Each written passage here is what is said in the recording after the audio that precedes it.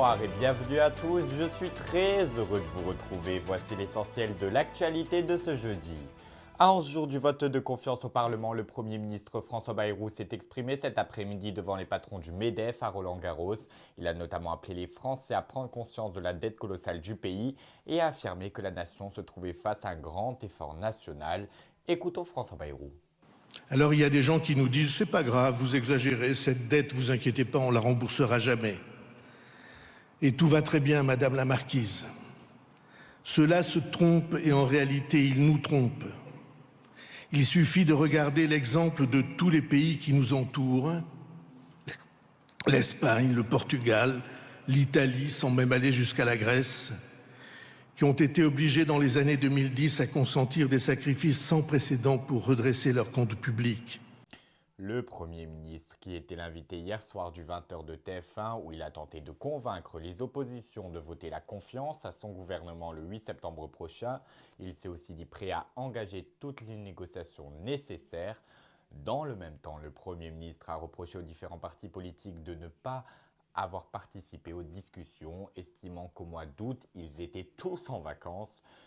Une remarque qui a vivement fait réagir la classe politique. Écoutons maintenant François Bayrou au micro de Gilles Boulot sur TF1. Bayrou joue-t-il son avenir politique à la suite du vote de confiance du 8 septembre prochain? C'est la question du 20h et vous nous avez répondu à 78% que oui, le Premier ministre joue son avenir dans le monde politique contre 22% qui, eux, pensent le contraire et qui disent que François Bayrou ne joue pas son avenir politique à la suite du vote de confiance. Et nous reviendrons sur la prise de parole de François Bayrou et sur la situation du pays à 11 jours seulement du vote de confiance à l'Assemblée nationale d'ici la fin de ce journal. Dans le reste de l'actualité de ce jeudi, 2 adolescentes de 14 et 15 ans ont été retrouvées mortes sur une voie ferrée à Larmont en Gironde. Selon les premiers éléments de l'enquête, les 2 jeunes filles ont été percutées par un train tôt dans la matinée.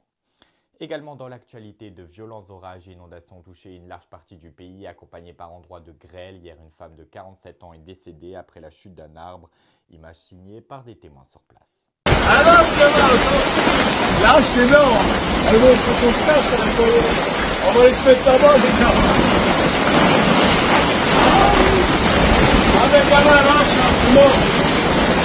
Allez, gros, c'est le là.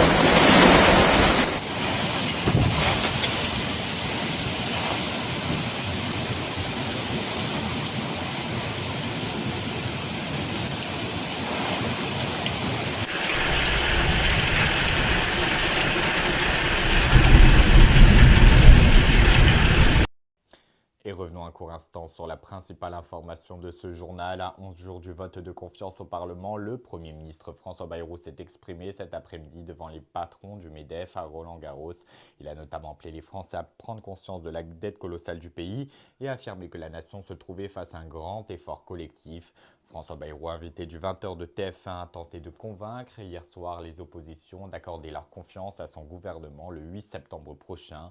Il se dit prêt à faire des négociations nécessaires et dans le même temps, le Premier ministre a cette fois-ci reproché aux différents partis politiques de ne pas participer aux discussions, estimant qu'au mois d'août, ils étaient tous en vacances. Tiens donc, une remarque qui a vivement fait réagir la classe politique. Marine Le Pen parle, elle, de mensonges. Et c'est ainsi que se termine ce journal. Je vous remercie infiniment de nous avoir suivis. Je vous souhaite une excellente soirée, un très bon week-end, tout en prenant bien soin de vous et de vos proches. Et quant à nous, on se retrouve avec grand bonheur lundi dès 20h.